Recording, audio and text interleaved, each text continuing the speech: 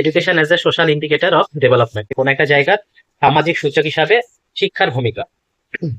Definition and importance, এটা দেখো social indicator measure, কি মেজার করে social indicator? Welfare beyond economic growth, অর্থাৎ শুধুমাত্র অর্থনৈতিক অগ্রগতি শুধু মেজার করে না, তার বাইরে অন্যান্য কল্যাণমূলক দিকগুলোকেও মেজার করে হচ্ছে সোশ্যাল ইন্ডিকেটর গুলো। সোশ্যাল ইন্ডিকেটরের আরেকটা এক্সাম্পল তাহলে কি? একটা হচ্ছে এডুকেশন আর একটা হচ্ছে health. Education reflects the ability of a society to provide knowledge, skill and empowerment. শিক্ষা সোসাইটিকে কি প্রোভাইড করে? মানুষের জ্ঞানের ভান্ডার বৃদ্ধি করে, দক্ষ করে তোলে। কোনো একটা কাজের প্রতি এক্সপিরিয়েন্স ওভার দ্য ইয়ার্স কাজ করার ফলে তার একটা স্কিল তৈরি হয়, বা সে সেই কাজটার প্রতি খুব দক্ষতা তৈরি হয়, তারপরে সেটার উপর তার একটা মাস্টারি হয়, মানে কমপ্লিট নলেজ তৈরি হয়, সেটাকেই বলা হচ্ছে স্কিল অ্যান্ড এম্পাওয়ারমেন্ট। পাশাপাশি শিক্ষা আমাদের জীবিকা সন্ধানের ক্ষেত্রেও গুরুত্বপূর্ণ ভূমিকা পালন করে, অর্থাৎ আমাদেরকে স্বনির্ভর করে তুলতে এডুকেশনের ভূমিকা রয়েছে।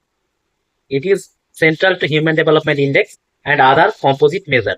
হিউম্যান ডেভেলপমেন্ট ইন্ডেক্স এটা হচ্ছে একটা কম্পোজিট মেজার বা সূচক, কারণ এখানে কম্পোজিট মানেই হচ্ছে একাধিক সূচককে যখন একসঙ্গে, একাধিক প্যারামিটারকে যখন একসঙ্গে ক্যালকুলেট করা হয়, সেগুলোকেই বলা হচ্ছে কম্পোজিট মেজার। হিউম্যান ডেভেলপমেন্টের মধ্যে আমরা তিনটে ডাইমেনশন পেয়েছি, শুধুমাত্র এডুকেশন নেই, হেলথও আছে, জিএনআই রয়েছে, গ্রস ন্যাশনাল ইনকাম। তো সেই কারণে আমরা বলতে পারি যে it is a central to human development index and other composite measures, অর্থাৎ এই এডুকেশন এটা হিউম্যান ডেভেলপমেন্ট এবং অন্যান্য সূচকের কম্পোজিট সূচকের ক্ষেত্রে এটা একটা মুখ্য উপাদান।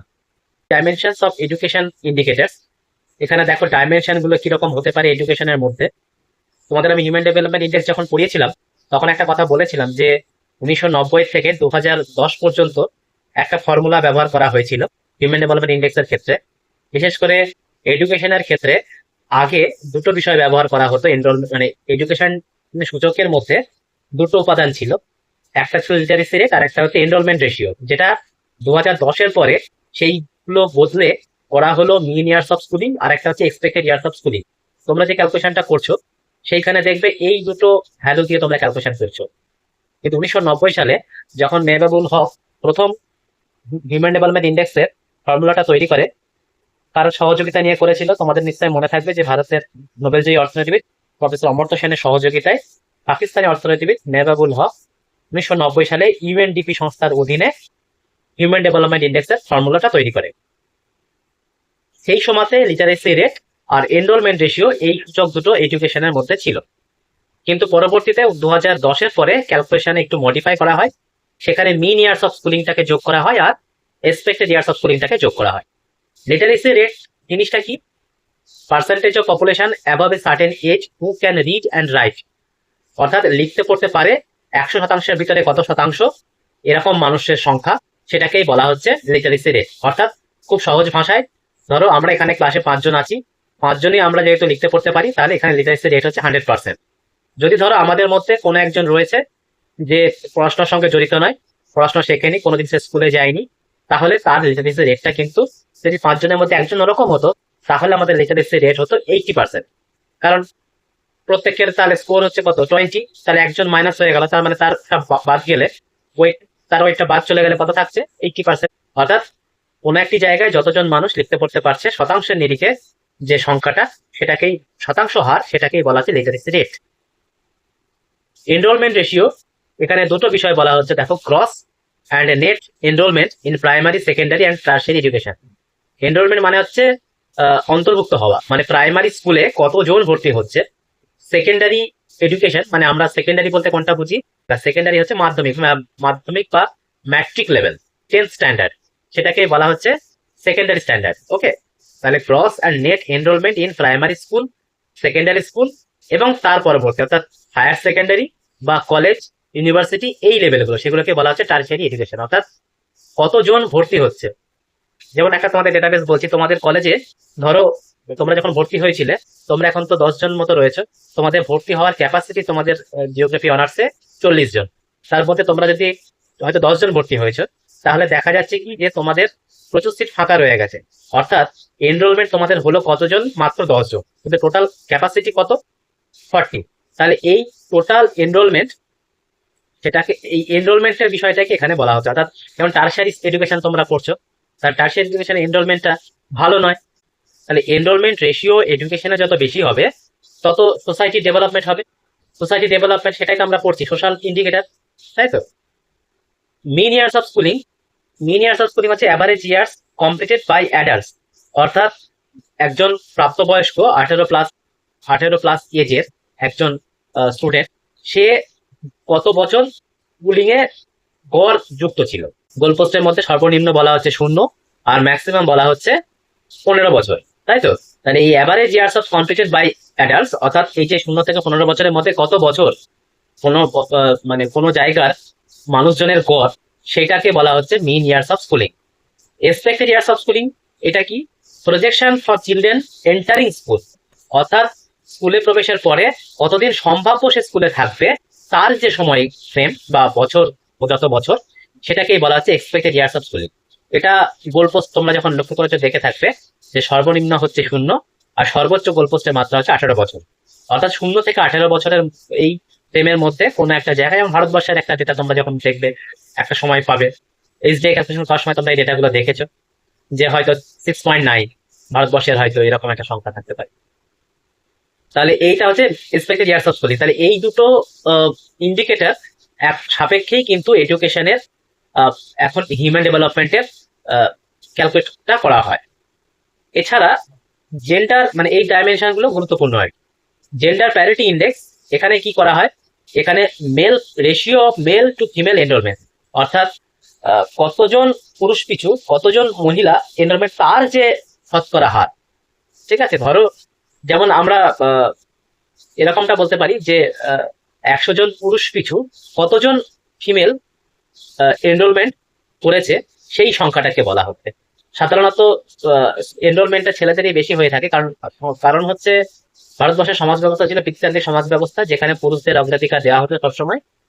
পরবর্তীতে বিভিন্ন মনীষীরা বা বিভিন্ন অর্গানাইজেশন যেমন ইউনেস্কো বা এই ধরনের আন্তর্জাতিক সংস্থাগুলো, তারা ওমেন এম্পাওয়ারমেন্ট বা ওমেনদের স্কুলিং এ ইনভলভমেন্ট, এনরোলমেন্ট, এগুলোকে গুরুত্ব দিয়েছে।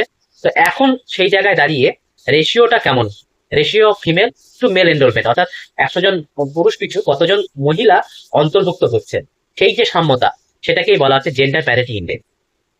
Drop out rates, drop out rates মানে হচ্ছে, খুব সংক্ষেপে বললে বিষয়টা হচ্ছে এরকম, ধরো কোনো একটা জায়গায় যতজন এনরোলমেন্ট হয়েছে তার মধ্যে কতজন পড়া ছেড়ে দিল পুরো কোর্স কমপ্লিট হওয়ার আগে। যেমন ধরো তোমাদের কলেজে তোমরা তোমরা জানো যে 4 বছরের তোমাদের এনইপি প্রোগ্রাম অনুসারে ইউজি তোমরা পড়াশোনা করবে। তোমাদের কেউ হয়তো 1 বছর পড়াশোনা করার পরে যদি পড়াশোনা ছেড়ে দেয়, তাহলে তখন কিন্তু সে ড্রপ আউট হয়ে গেল। এটা বেশি হয় স্কুল লেভেলে, এগুলো বেশি হয়। হয়তো স্কুলে ভর্তি হয়েছে ক্লাস 1-এ 25 জন, তার মধ্যে দেখা গেল ক্লাস 2-তে ভর্তি হওয়ার সময়তে তার ভিতরে হয়তো 5 জন পড়াশোনা কন্টিনিউ করছে না, বুঝতে পারছি, পড়াশোনা ছেড়ে দিল। সেইটাকেই বলা হচ্ছে ড্রপ আউট রেটস। এবার ড্রপ আউট রেটস যখন বলছে, তখন সেটা ক্যালকুলেট করা হবে শতাংশ হারে, অর্থাৎ 100 জনের ভিতরে কত শতাংশ জন পড়াশোনাটা কন্টিনিউ করছে। এটাও সেই একই ব্যাপার। ধরো ক্লাস 5-এ 25 জন ছিল, 25 জন মানে 100%। এবার ধরো পরবর্তী 6-এ যাওয়ার সময় 20 জন রয়েছে, আমরা 20 করছি, তখন 80% হয়ে গেল। তাহলে এইটাকেই বলা হচ্ছে ড্রপ আউট রেটস, অর্থাৎ পরবর্তী ক্লাসে বা পরবর্তী শ্রেণীতে ভর্তি হওয়ার পরে উত্তীর্ণ হলো বা অনুত্তীর্ণ হলো, কিন্তু পড়াশোনা ছেড়ে দিল, স্কুলে মানে স্কুলে ইনভলভমেন্টটা কমিয়ে দিল, সেটাকেই বলা হচ্ছে drop out rates. Quality indicator, এটা খুব গুরুত্বপূর্ণ। Teacher student ratio, infrastructure, curriculum relevance. Teacher student ratio বা তোমাদের ডিপার্টমেন্টের সাপেক্ষে যদি ভাবো, তোমাদের টোটাল ডিপার্টমেন্টে এখন হয়তো 26 বা 27 জন স্টুডেন্ট, তাহলে তার জন্য টোটাল টিচার বরাদ্দ হচ্ছে কজন? 3 জন, অর্থাৎ 26:3। ওকে, এইটাকেই বলা হচ্ছে টিচার স্টুডেন্ট রেশিও। বা আমরা এরকম ভাবে বলতে পারি, এবার এটা তোমাদের কলেজের তোমাদের ক্লাসের ক্ষেত্রে প্রযোজ্য। ধরো একটা কোনো জায়গা ভারতবর্ষের ক্ষেত্রে টোটাল টিচারের সংখ্যা আর টোটাল স্টুডেন্টের সংখ্যা, সেটাকে যদি রেশিওতে দেখানো হয়, তখন সেটাকে বলা হচ্ছে টিচার স্টুডেন্ট রেশিও। সাধারণত 40:1 এটা প্রাইমারি স্তরে করা হয়েছিল। উপরের ক্লাসগুলোতে এই রেশিওটা কমে যায়, অর্থাৎ নিচু ক্লাসে বেশি জন স্টুডেন্ট টিচার রেশিও হয়, কিন্তু উপরের দিকে গেলে তখন রেশিওটা কমে যায়, বুঝতে পারছি। ইনফ্রাস্ট্রাকচার, ধরো তোমাদের কলেজে যে পড়াশোনা করছো বা স্কুলে যে পড়াশোনা করে এসেছো, সেখানে যে ইনফ্রাস্ট্রাকচার দরকার সেগুলো সেই ইনস্টিটিউট প্রোভাইড করতে পারছে কিনা। যেমন হয়তো তোমাদের ইনস্ট্রুমেন্ট যেগুলো দরকার সেগুলো সাফিসিয়েন্ট আছে কিনা, ডিপার্টমেন্টাল লাইব্রেরি বা সেন্ট্রাল লাইব্রেরি, সেখানে অ্যাডিকুয়েট বইপত্র আছে কিনা, বা তোমাদের বিভিন্ন স্কলারশিপ, সেগুলোকে তোমাদের কলেজ থেকে ইনিশিয়েটিভ নিয়ে তোমাদেরকে পাইয়ে দেওয়ার ব্যবস্থা করছে কিনা। যেগুলো তোমরা এলিজেবল, এইরকম ব্যবস্থাগুলো, বা কলেজে একটা মাঠ আছে কিনা, সেখানে ছাত্ররা খেলাধুলা করতে পারবে কিনা, অর্থাৎ যে পরিকাঠামোর মধ্যে পড়াশোনার জন্য দরকার হয় সেই সবটা সেই ইনস্টিটিউটে প্রোভাইড করার কথা, সেটাকেই বলা হচ্ছে ইনফ্রাস্ট্রাকচার। কারিকুলাম রেলেভেন্স মানে হচ্ছে পঠন পাঠনের সঙ্গে সাম্বন্ধিক। যেমন তোমাদের চক ডাস্টার পদ্ধতিতে তোমরা পড়াশোনা করে শিখে এসেছো, কিন্তু এখন হয়তো তোমরা প্রজেক্টরে পড়াশোনা করছো, এটা একটা রেলেভেন্স। বা হয়তো তোমরা নিচু ক্লাসে এরকমটা হয়তো তোমরা ফিল্ডে গিয়ে বা ফিল্ড ভিজিট করোনি, উঁচু ক্লাস হতে তোমরা গিয়ে ফিল্ড ভিজিট করছো, তাহলে এই ধরনের বিষয়গুলো, এগুলো হচ্ছে কারিকুলাম রেলেভেন্স, মানে পাঠ্যক্রমের সঙ্গে সাম্বন্ধিক যে বিষয় সেগুলো এর অন্তর্ভুক্ত। অর্থাৎ কোয়ালিটি ইন্ডিকেটার এইগুলো যদি ভালো হয় তাহলে এডুকেশনের কোয়ালিটি ভালো হবে, বা এডুকেশন কোয়ালিটি ভালো হওয়া মানে ভালো সিটিজেন তৈরি হবে। ভালো সিটিজেন তৈরি হওয়া মানেই তারা সোশ্যাল ক্ষেত্রে তাদের একটা গুরুত্বপূর্ণ অবদান তারা রাখতে পারবে, মানে একটা গুরুত্বপূর্ণ তারা ভূমিকা পালন করতে পারবে। এইগুলো হচ্ছে তাহলে ডাইমেনশন অফ এডুকেশন ইন্ডিকেটর, এইগুলো সবগুলো কিন্তু খুব গুরুত্বপূর্ণ। এডুকেশন অ্যান্ড ডেভেলপমেন্ট আউটকামস, ওই যেটা একটু আগে বলছিলাম যে এই এডুকেশনের জন্য এই প্যারামিটার গুলো সবগুলো খুব ভালো হয়, তাহলে ডেভেলপমেন্ট আউটকামটা কেমন হবে সেটা দেখো। Economic growth, higher education levels correlate with productivity and innovation.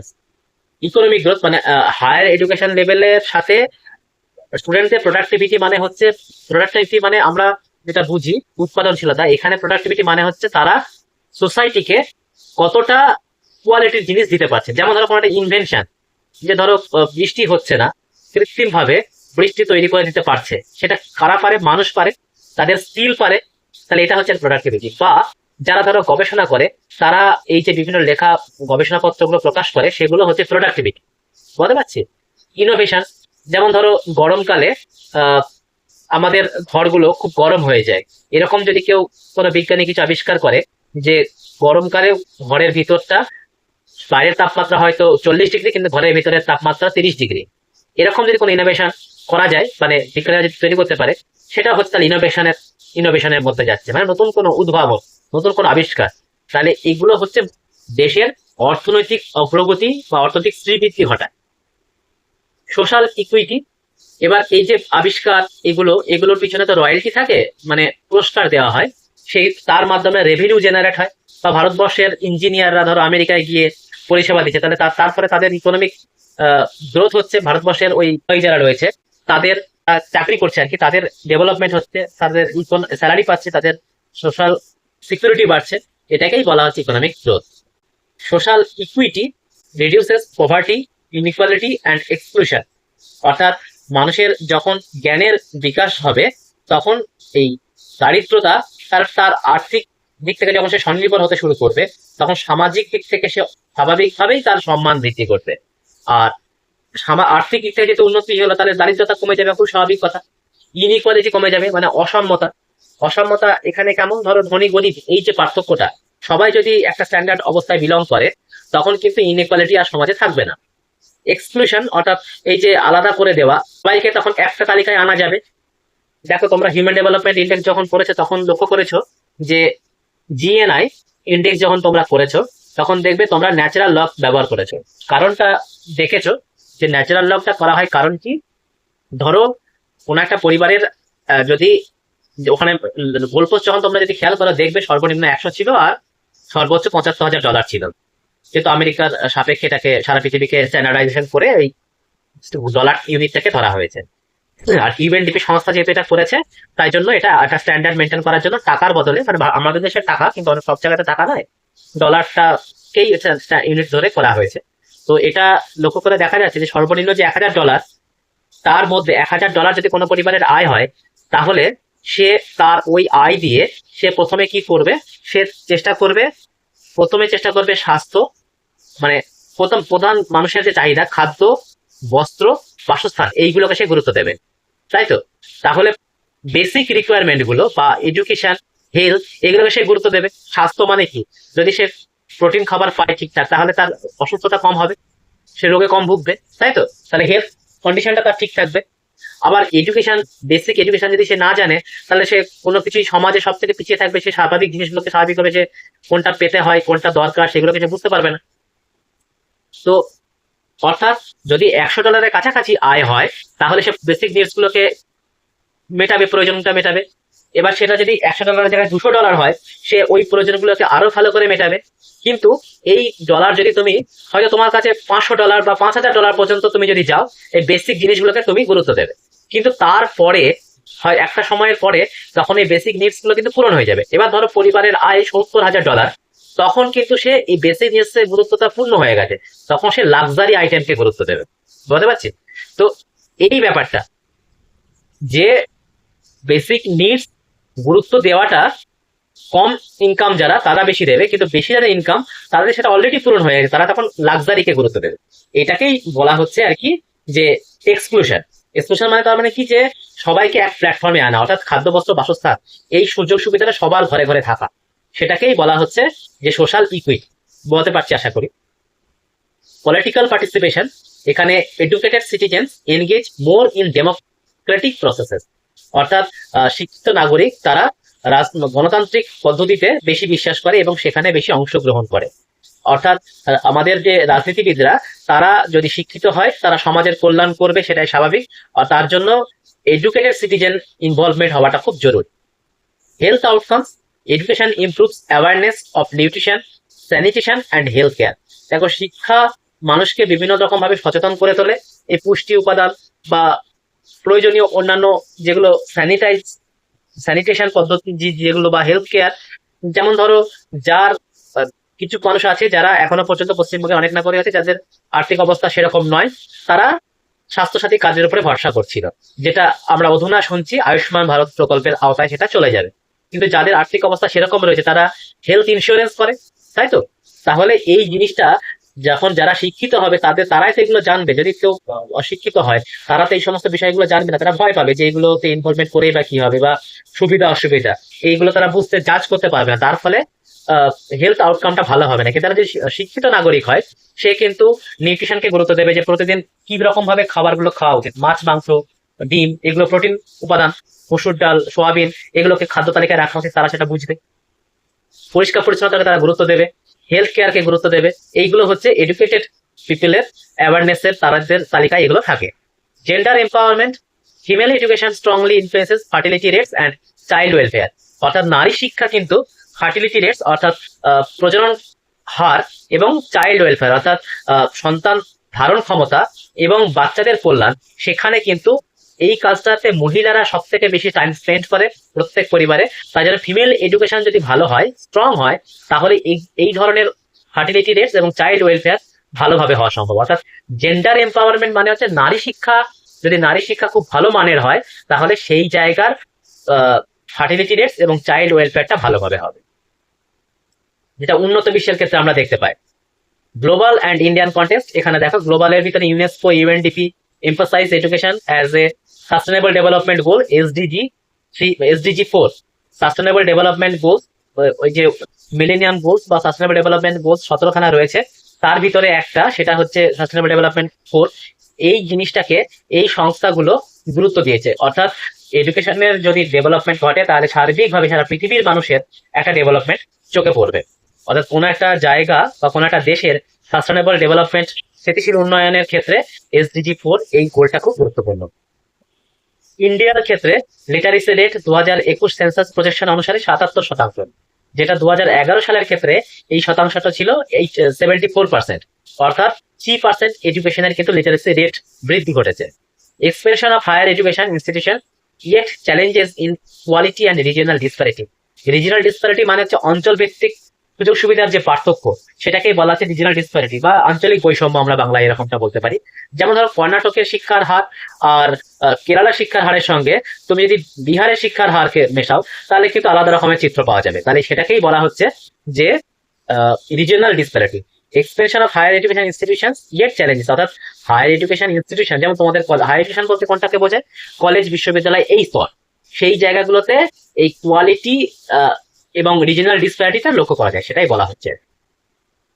Policies like right two education act 2009 and national education policy 2020 এই ইউনিভার্সালাইজ করার মানে হচ্ছে সবার কাছে পৌঁছে দেওয়া। রাইট টু এডুকেশন 2009 এটা হচ্ছে প্রি অ্যান্ড কম্পালসারি এডুকেশন, অর্থাৎ কোনো রকম পয়সা ছাড়া বাচ্চারা 6 থেকে 14 বছর পর্যন্ত স্কুলে পড়াশোনা করবে। এটা 2009 সালের ভারত সরকারের একটা আইন। সেই আইনের মাধ্যমে প্রত্যেকে ফ্রি এবং কম্পালসারি স্কুলে তারা কোনো পয়সা ছাড়া তারা স্কুলে পড়াশোনা করতে পারবে। আর ন্যাশনাল এডুকেশন পলিসি, তোমরা এখন পড়াশোনা করছো, এটা হচ্ছে ন্যাশনাল এডুকেশন পলিসি। এখানে যেটা করা হয়েছে, এখানে মানুষকে মানে স্টুডেন্টদেরকে aim to universalize access and improve quality, অর্থাৎ এখানে কোয়ালিটি এডুকেশনকে বলা হচ্ছে। অর্থাৎ ছাত্রছাত্রীরা সারা মানে যারা ভারতবর্ষে পড়াশোনা করছে, সেও কিন্তু বিদেশে পড়াশোনা, বিদেশে যারা পড়াশোনা করছে তাদের সাথে সমান মানের পড়াশোনার সিলেবাস কারিকুলাম তারা পড়ছে। এটাকেই বলা হচ্ছে ন্যাশনাল এডুকেশন পলিসি। অর্থাৎ 2020 সালে 2020 ন্যাশনাল এডুকেশন 2020 এর মাধ্যমে মানে নিচের স্তর থেকে অর্থাৎ স্কুল থেকে আরম্ভ করে ইউনিভার্সিটি পর্যন্ত যে লেবেল করা হয়েছে, সেখানে এই ন্যাশনাল এডুকেশন পলিসির মারফতে সারা পৃথিবীর সঙ্গে তাল মিলিয়ে কারিকুলাম বা আমাদের শিক্ষা ব্যবস্থাটাকে তৈরি করা হয়েছে, যাতে সারা পৃথিবীর মানুষের সঙ্গে সামঞ্জস্য রেখে তারা ছাত্রছাত্রীরা বিষয়বস্তুগুলো শিখতে পারে এবং ইমপ্রুভ কোয়ালিটি জিনিসপত্র তারা জানতে পারে। এবার কিছু challenge in using education as an indicator, কিছু চ্যালেঞ্জ আছে। সেই চ্যালেঞ্জগুলো কি, অর্থাৎ কিছু সমস্যা আছে বা কিছু অসুবিধা আছে। Quantitative versus qualitative, enrolment does not guarantee learning outcomes, অর্থাৎ কোনো জায়গায় ছাত্র ভর্তি হলো মানেই যে তারা শিখে বেরোবে, এটা বোঝায় না। অর্থাৎ যদি ভর্তি হয় তাহলে সেখানে কোয়ান্টিটি সংখ্যা বাড়লো, কিন্তু তারা যে ভালো করে শিখবে অর্থাৎ কোয়ালিটি এডুকেশন তারা যে পাবে তার নিশ্চয়তা নেই। অর্থাৎ এনরোলমেন্ট হওয়া মানেই কিন্তু ভালো শিখবে তা নয়। রিজনাল ডিসপ্যারিটি, দেখো আঞ্চলিক বৈষম্য বিভিন্ন জায়গায় রয়েছে। রুরালের সঙ্গে আরবানের রয়েছে। শহরের মানুষজনের ভিতরে শিক্ষার হার এবং গ্রামের মানুষের শিক্ষার হারের কিন্তু পার্থক্য লক্ষ্য করা যায়। শহরের মানুষ সচেতন, তারা বেশি এনরোলমেন্ট হয়, কিন্তু গ্রামের মানুষের এনরোলমেন্ট হারটা কম হয়। স্টেট লেভেল ভ্যারিয়েশন, অর্থাৎ যেটা একটু আগে বলছিলাম, বিহারের শিক্ষার হার, কর্ণাটকের শিক্ষার হার, কেরালা শিক্ষার হার, পশ্চিমবঙ্গের শিক্ষার হার একরকম নয়। বিভিন্ন স্টেটে বিভিন্ন রকম ভ্যারিয়েশন লক্ষ্য করা যায়, বিভিন্ন রকম শিক্ষার হার লক্ষ্য করা যায়। তাহলে এই রিজিনাল ডিসপ্যারিটি গুলো সমস্যা রয়েছে। Gender and social inequality, persistent gaps among marginalised groups, অর্থাৎ জেন্ডার অ্যান্ড সোশ্যাল ইনইকুয়ালিটি, অর্থাৎ জেন্ডার বলতে মূলত মহিলাদের। কিছু কিছু সমাজে কিছু মানুষ রয়েছে যারা শিক্ষাটাকে সেইভাবে গুরুত্ব দেয় না। মার্জিনালাইজড গ্রুপস মানে হচ্ছে সমাজে পিছিয়ে পড়া মানুষ, অর্থাৎ যারা একটু কুসংস্কারপন্থী তা বলতে পারা যেতে পারে, বা গোঁড়া, যে বিশেষ করে মেয়েদেরকে তারা পড়াশোনাতে আটকায়, যে মেয়েদেরকে পড়াশোনা করার দরকার নেই, মেয়েরা একটা স্তর পর্যন্ত পড়াশোনা করলো, তারপরে মেয়েদের পড়াশোনা করার দরকার নেই, মেয়েদের চাকরি করার দরকার নেই। এই জিনিসগুলো সোশ্যাল ইনইকুয়ালিটি তৈরি করে, অর্থাৎ সামাজিক অসমতা তৈরি করে, অর্থাৎ জেন্ডার ইনইকুয়ালিটি তৈরি করে, অর্থাৎ পুরুষরা এগিয়ে যাচ্ছে, মহিলারা পিছিয়ে যাচ্ছে। সেই জিনিসটা একটা সমস্যা। অর্থাৎ জেন্ডার এবং সোশ্যাল ইনইকুয়ালিটি এটা একটা সিরিয়াস প্রবলেম। ডেটা রিলায়েবিলিটি, অর্থাৎ আমরা যে ডেটা পাই, ইনকনসিস্টেন্ট রিপোর্টিং অ্যাক্রস কান্ট্রিজ, সারা ভারতবর্ষের যে ডেটা স্ট্রাকচার রয়েছে সেই ডেটা স্ট্রাকচারটাও কিন্তু খুব শুদ্ধ এটা বলা যায় না। অর্থাৎ যে ডেটাগুলোর ভিত্তি করে অ্যানালাইসিস গুলো করা হয়, যে আমরা বলছি না ভারতবর্ষের শিক্ষার হার 77% হতে পারে 2021 সালে অনুসারে, বা 2011 সালেটা তো আমরা সঠিকভাবেই জানি যে 74.4। তো সেই পার্সেন্টেজ গুলো যেটা রিফ্লেক্ট করছে সেটার ভিতরের যদি টুকরো করা হয় তাহলে কিন্তু অনেক গলদ দেখা যাবে, ফাঁক ফোকর পাওয়া যাবে। তাহলে সেটাকেই বলা হচ্ছে যে রিপোর্টিং অ্যাক্রস কান্ট্রি, অর্থাৎ যে রিপোর্টটা পাচ্ছি আমরা সেই রিপোর্টটায় সবসময় ভরসা করে অ্যানালাইসিস করাটাও সঠিক নয়। সেটাকেই বলা হচ্ছে ডেটা রিলায়েবিলিটি। ওকে, মানে কতটা বিশ্বাসযোগ্য ডেটাটা সেটা। আচ্ছা, সামারি টেবিল যে পরে কথাগুলো বললাম সেটাই আমরা এখানে আরেকবার ছোট করে বলছি। ইন্ডিকেটর লিটারেসি থেকে একটা পার্সেন্টেজ লিটারেট পপুলেশন আর ডেভেলপমেন্টকে কিভাবে লিঙ্ক করে, হিউম্যান ক্যাপিটাল আর এম্পাওয়ারমেন্ট, মানুষের অর্থ এবং এম্পাওয়ার মানে স্বনির্ভর, এরকম জিনিসগুলোকে ডেভেলপমেন্টের সঙ্গে লিঙ্ক করে, অর্থাৎ লিটারেসি রেট সরাসরি লিঙ্ক করে হিউম্যান ক্যাপিটাল এবং এম্পাওয়ারমেন্টের ক্ষেত্রে। মানে তারা চাকরি বাকরি তৈরি পাবে, কাজ জোগাড় করতে পারবে, তাদের অর্থ উপার্জন করতে পারবে, সেইটাকে বলা হচ্ছে লিটারেসি রেট, এইটাকে ডেভেলপমেন্ট করে। এনরোলমেন্ট রেশিও কি করে, গ্রস আর নেট এনরোলমেন্ট। এই দুটোর ক্ষেত্রে করে কি অ্যাক্সেস টু এডুকেশন, অর্থাৎ শিক্ষা ভিতরে অন্তর্ভুক্তিকরণ বা শিক্ষা অর্জনে আগ্রহ তৈরি করা। যদি এনরোলমেন্ট হয় তখন তো সে শিখতে পারবে। যদি ধরো একটা বাচ্চা স্কুলে ভর্তি হয় তখন তো শিক্ষক তাকে বোঝাবে যে এগুলো পড়ো, কিন্তু যদি এনরোলমেন্টই না হয় তাহলে কাকে বোঝাবে শিক্ষকরা? তাহলে অ্যাক্সেস টু এডুকেশন সেটা যারা এনরোলমেন্ট হবে তারা পাবে। মিন ইয়ার্স অফ স্কুলিং, অর্থাৎ গড় কত বছর তারা থাকছে। লং টার্ম নলেজ স্টক, অর্থাৎ মিন ইয়ার্স অফ স্কুলিং যদি হয় তাহলে দীর্ঘমেয়াদী শিক্ষার আলো তার ভিতরে পৌঁছানো সম্ভব।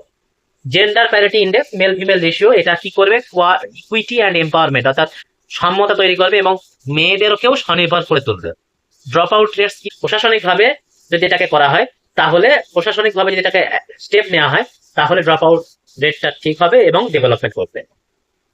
কোয়ালিটি ইন্ডিকেটার্স, ওই যে টিচার স্টুডেন্ট রেশিও, ইনফ্রাস্ট্রাকচার, এগুলো হচ্ছে লার্নিং আউটকামস। যদি তাই এই টিচার স্টুডেন্ট রেশিও গুলো কম হয় তাহলে ভালো পড়াশোনা হবে। ধরো একটা ক্লাসে 50টা ছাত্র রয়েছে, একজন টিচার রয়েছে, সে টিচার যতটা স্টুডেন্টকে প্রত্যেককে নজর দিতে পারবে, তার থেকে যদি ধরো ক্লাসে 10জন স্টুডেন্ট রয়েছে, একজন টিচার রয়েছে, তাহলে সেই টিচার প্রত্যেকটা স্টুডেন্ট আলাদাভাবে বেশি গুরুত্ব দিতে পারবে। সেটাকেই বলা আছে লার্নিং আউটকাম, মানে ভালো শেখাতে পারবে আর কি। ইনফ্রাস্ট্রাকচারের ক্ষেত্রে একই কথা প্রযোজ্য। ধরো তোমাদের কলেজে 10টা কম্পিউটার, 10জন স্টুডেন্ট, তাহলে প্রত্যেক একটা করে কম্পিউটার ব্যবহার করতে পারছে। যদি কম্পিউটারের সংখ্যা কম, স্টুডেন্টের সংখ্যা বেশি হয়, তাহলে লার্নিং আউটকামটা ভালো হবে না, ভালোভাবে তারা শিখতে পারবে না। এই হচ্ছে মোটামুটি আমাদের বিষয়বস্তু। Hey there, that's it for now. I will be back soon with another new video. Thanks for watching. Please remember to like and share the video and subscribe the channel.